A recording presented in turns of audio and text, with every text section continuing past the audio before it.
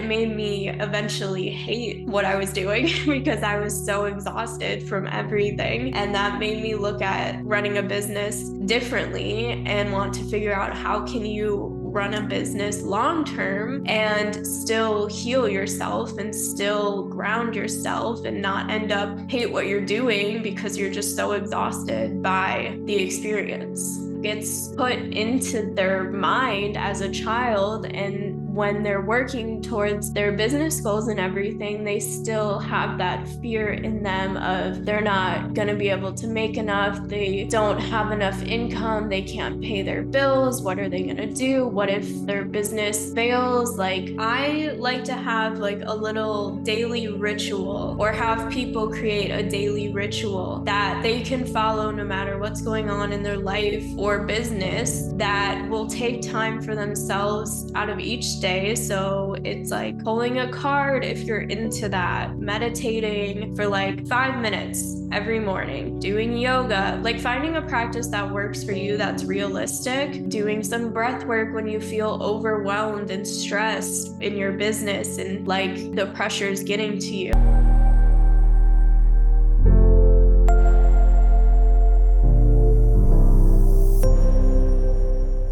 Hello, beautiful soul. So here I am today, your host, Julia, and we have a very beautiful soul today. Her name is Tess Traynor, and she is a very talented tarot reader, quite aspiring tarot reader.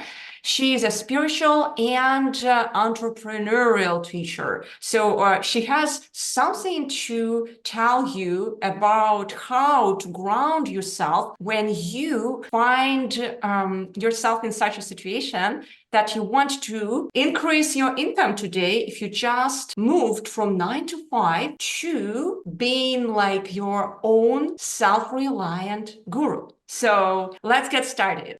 Tess, I'm so excited to see you today. I was really inspired by your social media, and I really got interested into your entrepreneurial spiritual teaching. Could you please let us know a bit more? How did it get started? How did your even spiritual entrepreneurial journey start? Yeah, thank you so much for having me. I am so excited to talk with you. But my journey started when I started my own business about 7 years ago. And it was a product-based business. So I was like any other person that had started a business or a side hustle at the time. And I was just constantly trying to make more products, like figure out what was going to sell, focusing only on money really, and like constantly feeling like I had to post, I had to do the next market, I had to get into retail, I had to make it work no matter what, and just burning myself out because I was burning the candle at both ends, and it was just a lot. It made me eventually hate what I was doing because I was so exhausted from everything. And that made me look at running a business differently and want to figure out how can you run a business long term and still heal yourself and still ground yourself and not end up hate what you're doing because you're just so exhausted by the experience. Oh, yeah. It's actually quite an interesting topic because I believe so that I went through the same.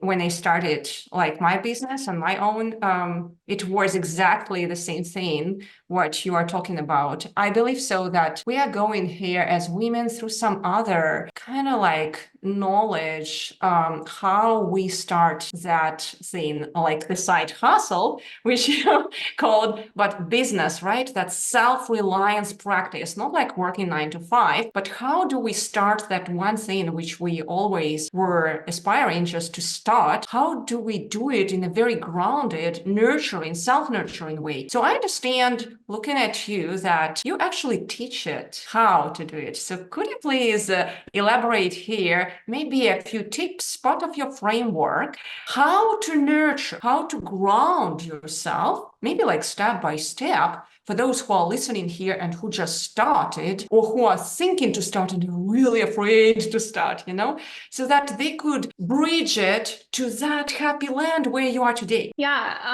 I like to have like a little daily ritual or have people create a daily ritual that they can follow no matter what's going on in their life or business that will take time for themselves out of each day. So it's like pulling a card if you're into that, meditating for like 5 minutes every morning, doing yoga, like finding a practice that works for you that's realistic, doing some breath work when you feel overwhelmed and stressed in your business and like the pressure is getting to you. Like to me, breath work helps so much with relieving stress, and that's like a really powerful tool that people overlook a lot. So I think that's something you can utilize like constantly throughout your day. But in the mornings, just like having a spiritual practice can help ground you even more. So I like to get up and do yoga. I like to meditate for like 5 to 10 minutes every morning, and just like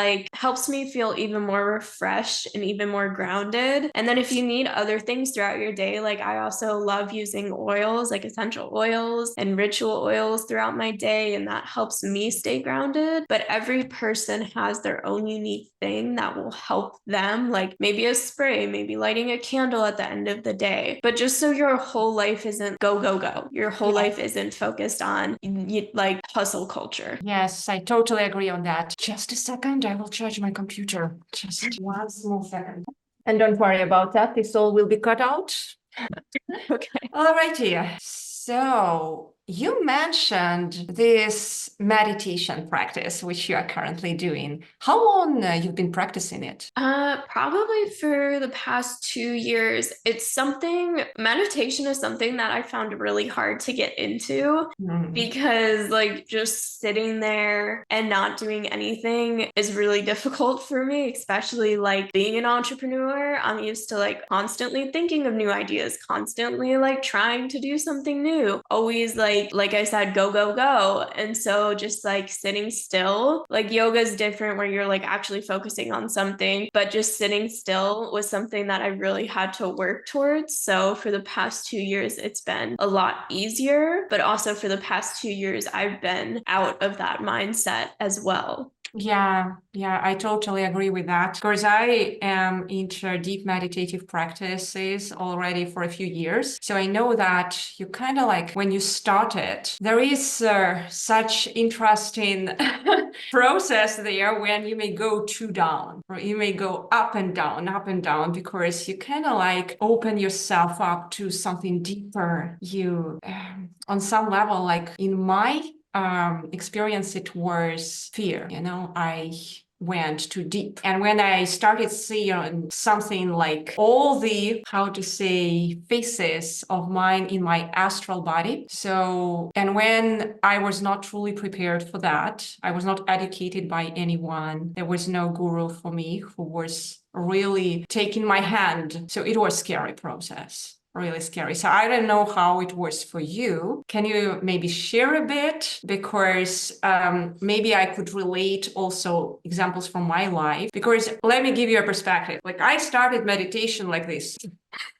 I couldn't see it. It's just like, you remember Eat, Pray, Love? How that main heroine there, what was the name of that actress? She's Julia Roberts, right? So she was sitting there and she couldn't sit still, while all around her were meditating. So that was my start. And I'm always interested in people who are meditating deeply. How did they start like integrating this practice into their life and meditating more and more and actually sit still? So can you please share?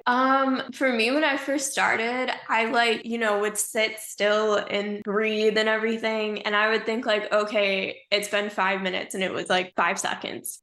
And that was hard for me because I was like, how am I supposed to do this for so much longer? Like, I think, I've done it for long enough. Like I've closed my eyes, I've breathed, and I've like sat still and there's nothing else to do. So it was hard for me to just like get to that point where you just like stay in that place. And then for me, after like breathing and focusing on that and meditating, I would feel like lighter, I guess is a way. Like I would feel lighter, and then almost like a brighter energy or like a brighter light eventually, like if I did it long enough and if I continued to do it, So basically the persistence matters. So you have to really do that self-effort, right? Do I hear it? Yes. And it, like also I think it helped me intuitively, like just to connect to my intuition with readings, with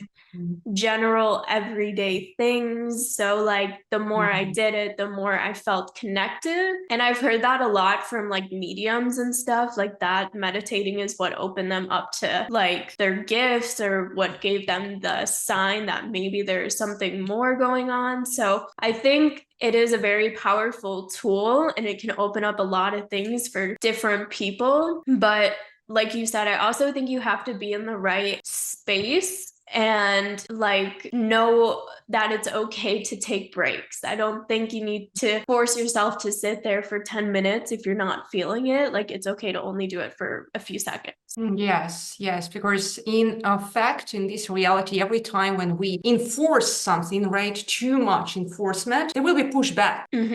So there will be pushback from whichever direction. And that is a really interesting understanding which we all come up to. So whenever we do such types of things with ourselves, we start respecting ourselves, right? Not pushing too much. Like self-effort. But if we push too much, it's already resembling some kind of rape, right? So it's when we have love affair, it is beautiful, but the same love affair with enforcement, it's already called rape here, right? Right. So if we want to just love, really love life, we want to start that love from within, right? So what you say is really synchronizing with my experience, actually, because I had to experience like lots of self-effort. But that self-effort was not like, hey, like my husband, for example, like guys, they need help, you know, they need help. I don't know, you are married or not, you're in a relationship.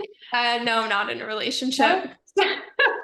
So, but anyway, you definitely have some guy in your life. I mean, like either father, brother, or whoever, right? So do you see like they are more strict in their practices? Like, did you notice that whatever they decide to do, guys, they are more strict. Like they have rules, like more in that direction. Like when I observe, like my husband from the side, I'm always fascinated. He has more that strict mind. You know, my mind is more like flexible.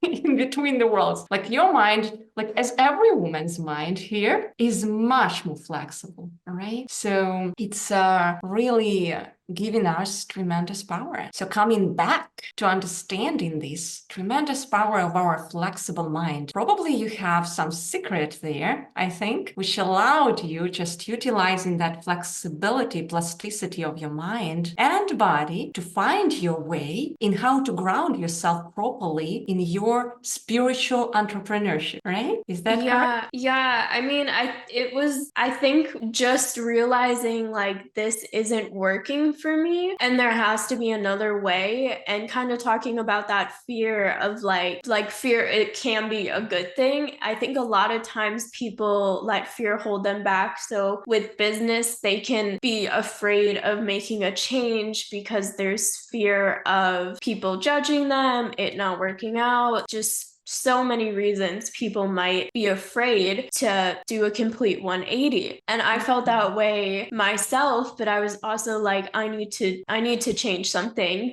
because this isn't working, and I need to better my own life and my health in general. So I just made that jump. And to me, being able to see like when it's okay to not let fear stop you and to pivot or to take a step back from your business and evaluate what is actually working and what isn't working, or if it's even worth it if you are becoming unhealthy because of what you're doing, and then reevaluate what you can let go of and what you should keep in your life. I think that is a way of thinking that more people need to come in contact with, because so many people are just stuck in the mode of failure is not an option.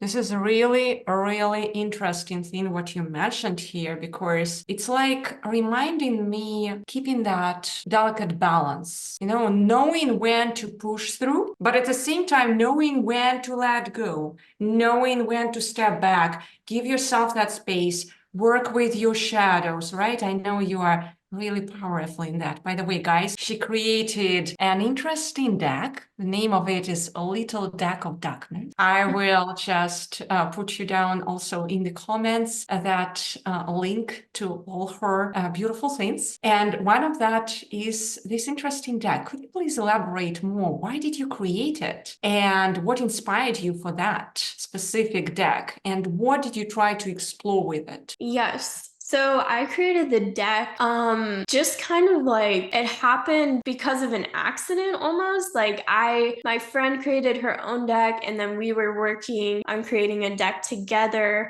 which was supposed to be almost like a comedic deck, and then she pulled out last minute, but I was already like committed to creating a deck. So I was like, I have to create a deck because I'm like in this mindset now, and I'm gonna do it no matter what. And I just love this idea of having cards represent something, but the meaning be something like deeper than what the cards were. And so I was thinking, like, wouldn't it be cool to have a deck of monsters? Because all Oracle decks, for the most part, are very like angel numbers, unicorns, light, like fun little decks, but none of them are very like the opposite, where they're darker, where they're more for shadow work, where they're, a different perspective on it. Like tarot has both like dualities, but Oracle cards don't really have that. So that was the original idea behind it, was like, I want to create a completely different Oracle deck and something that I can really resonate with, not so much like the angel numbers and things like that, because those Oracle decks have never been something that I've been drawn to. So I decided to do that, and I found this really amazing artist who created the designs, and my idea was making like all female portraits, but then they were like monster themed. Yeah, that is very, very interesting deck, I would say. And those of you who are doing serious shadow work, I would recommend just going and visiting her website there, and probably just do you give some consultations around the shadow work, by the way? I do offer like spiritual coaching as well as the business coaching, or they can go hand in hand. So that would be included with that. I also like offer readings if someone just wants to do that and like talk more about their reading and their shadow side within that. Like we can use the deck and everything. I also post about it a lot on my social media, my Instagram specifically, about your shadow side and healing and things like that, because I think it's very important. Like you can't in general do anything in life if you aren't acknowledging your past or your traumas and healing that, because it's eventually going to come up at some point in your life. And if you want to be abundant, like emotionally abundant, financially abundant, you have to be a whole person and be like really in love with who you are. Otherwise, how else are you supposed to get all these things that you want in your life? That is so true. That is so true, because honestly, like let's get back to physics, right? So many today in the biohacking world, I don't know how deep you are there, but my husband is a deep biohacker, so I know this world and I'm with him there. But that's an interesting community, and they all take supplements, like some kind of stuff, or or I don't know, just doing some kind of intrusions to the body, some peptides. That's the last thing, which is very fashionable today, for example. But what is interesting is I don't hear too much talks like about the topic of cleanse. So we have to acknowledge our shadows. So let's say I cleanse. I really take care about cleansing my body, doing regular, boring stuff, which nobody wants to do.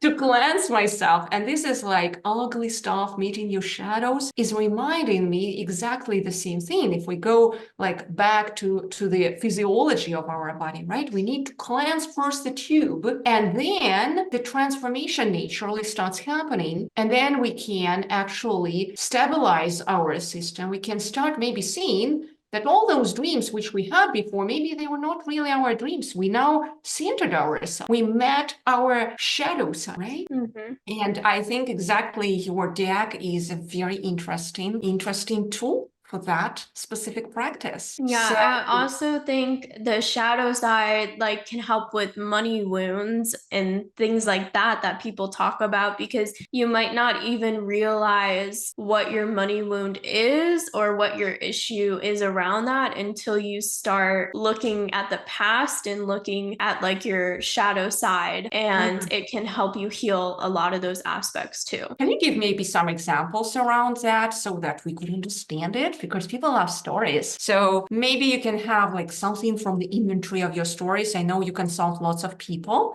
Maybe some kind of story which is really fascinating, showing in a fascinating way that transformation, that the person had specific story around money, but then you helped like to unravel like certain problem there, and then the transformation happening so that we could see it in example. Yeah, like someone coming to me and always working hard or like wondering why their business isn't taking off. And if you do their shadow work or they do their shadow work, then it comes up that they grew up like always worried about money, or their family was always worried about money, and they grew up hearing their parents always talking about the bills and not having enough, and how are they going to afford to like pay for groceries or pay for that. And like subconsciously that gets put into their mind as a child, and when they're working towards their business goals and everything, they still have that fear in them of they're not going to be able to make enough, they don't have enough income, they can't pay their bills, what are they going to do, what if their business fails, like, and all of this fear around not having enough, which is preventing them from even getting anything in the first place, because they have all these blocks in the way to say like I am enough, and I am worthy of getting all of these things, and I am worthy of abundance in the first place. That's a really, really fascinating story, because it's demonstrating, in fact, the affirmation, how to balance your first chakra, right? So I am enough. I am enough. And then I can balance everything in my space around that feeling of enough, that sensation that I am enough, because it doesn't matter how much you earn here, guys, if you have holes in your pockets.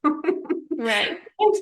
So it just doesn't matter. You have to have that, I don't know, the basket or whatever it is. There shouldn't be any holes there, right? It should be whole by itself. It's quite interesting what you mentioned. So I believe that you use cards in your practice, right? So I mean, how do you open up all those beliefs about, let's say, your specific case, feeling of not enough? Do you ask cards like specific questions in your readings? Do you mean like how do I get that person? Combine, yes. So let's say the person came to you for that type of help, and clearly it seems like you use tarot cards, right? And tarot cards is part of your spiritual help. And it seems like you use everything in a combination. So I am wondering, just because we are here, tarot community, how do you use tarot cards? Maybe you ask specific questions guiding a person, right? So that our audience here could maybe use the same thing. Yes, I I think tarot cards are a great way to kind of just open up the dialogue also. So if someone comes and they're like, I don't really know what the issue is, but like my business isn't moving forward or something along those lines. Like I could do a card pull for like desire obstacle solution or something along those lines, just to kind of see what the obstacle is and then continue pulling on the obstacle until we get more clarity on what the true like underlying cause is. I also like doing Celtic cross readings if there's no like I have no idea what's going on in my life type like vibe with that person, and then that opens it up to like this is the major theme right now and the major concern, and then we can talk about that, and that creates a good dialogue to start with the issue, and then we usually can continue talking about the issue from there and kind of like pull the thread, so to speak, and like start unraveling where it all stems from. So basically going deeper with one card pull? Yes, I like to do 3 card pulls. If there's a certain question, like I said, like the desire obstacle solution is a good 3 card pull, or I'll do a Celtic cross spread if there's no specific question, and then we'll just continue having a dialogue about the reading and what is coming up with the I can't think of the word right now, with the with the issue and what the issue is and the underlying obstacle for them. So let's say you've done these desire obstacle solutions, 3 card pull, right? And then you do this Celtic cross, but my question is, you said that you do afterwards that digging into the issue. So you dig it through which types of questions and how you do it. You kind of like, I want to understand the question which you ask, and I want to understand, is it like 1 card pull after that to figure out that obstacle? That's because that's very interesting. I want to hear the technology there, because I'm pretty sure the guys, they really, really would benefit everyone from this so that they could maybe start practicing it. Yeah, I do 1 card pulls for that, like the obstacle, and I usually just like, this might not be the most normal way of reading, but like a lot of times I'll do a 1 card pull, like what's the main obstacle, and then continue pulling clarifying cards to get more of an understanding of what's going on. Does that make sense? Yeah.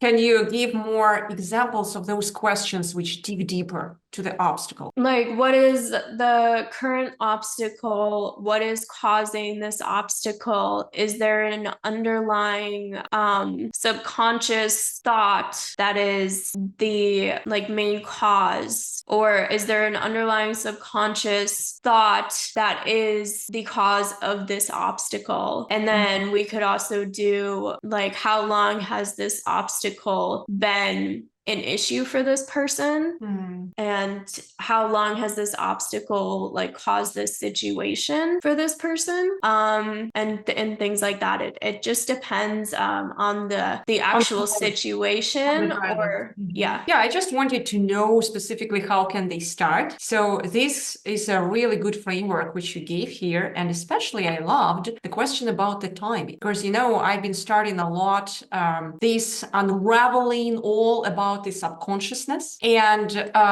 basically we can release ourselves from all the memories which are conscious very easily. But the real problem comes down to that point when there is that threshold when we got born, and up to a moment, let's say 1-2 years, we still don't remember anything, and we are still like sponges. We accumulated everything around, and even in the womb of our mother, and how the world accepted us, and we don't remember, but we were those sponges. It's very unfair, right? So, and we kind of like driven today by all this stuff which we accumulated by all this garbage, So that thing which you mentioned here about timing and the fact that cards can help us with this is really powerful. So guys, listen, what she mentioned is powerful. It means with the cards, you can literally retrieve from your subconsciousness those beliefs and the timing. And the more you bring it to the light,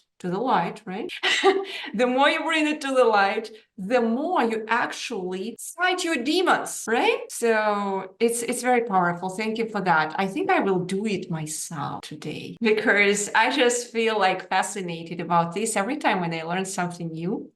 I am fascinated. There is always the space to unpeel the onion, to unpeel the onion right here. I'm quite interested in your breath techniques. You mentioned that one of the grounding techniques which you are using, it's all about breath in the morning. So can you please elaborate a bit more on this topic? I mean, which kind of breath work you are doing and what helps you specifically just to centralize yourself, I believe so. Yeah, I really just like doing basic ones where it's like you inhale for 3, you exhale for 3, or you inhale for 3, you hold it for 3, exhale for 3. I like doing those because you can do them anywhere and it's not something weird that people are going to be like, what are you doing? Like some of them are like where you like pump your abdomen and then like exhale and you hold it, or do like the fire breathing.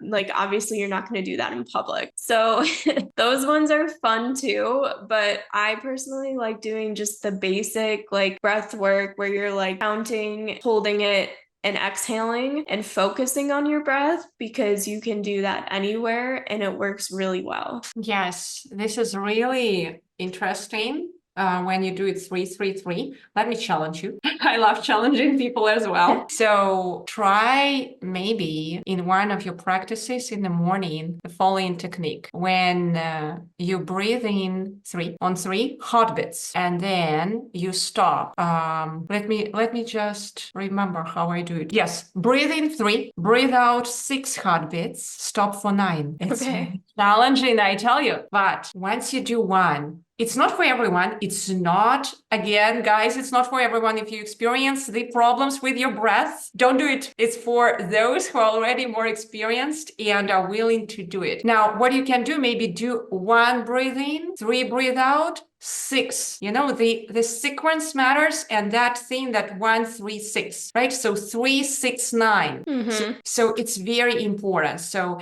and then when you do 3, 6, 9, if your breath is like you don't have any physical problems, again, guys, I am not a doctor. I really just this claim here that it's only for your responsibility, but that's what I am doing. And it's something to experience if you are really know your body. So it's a bit for a more experienced guys in this perspective. So when you want to go deeper, because once we stop our breath, after we like breathed out, we kind of gave to the world more. 6 breaths. We now can hear God, literally universe in that silence. So, but again, if you have some breath issues, don't do it, okay? So most important, just slow down your breath. But I see you are a really vibrant young lady, so maybe it could be a beautiful thing to experience. Yes, I'll have to try it. Yeah, I would be interested to hear how it will go. I do it usually 7 times, but sometimes it gets so pumped up, so it may go longer, but sometimes is enough.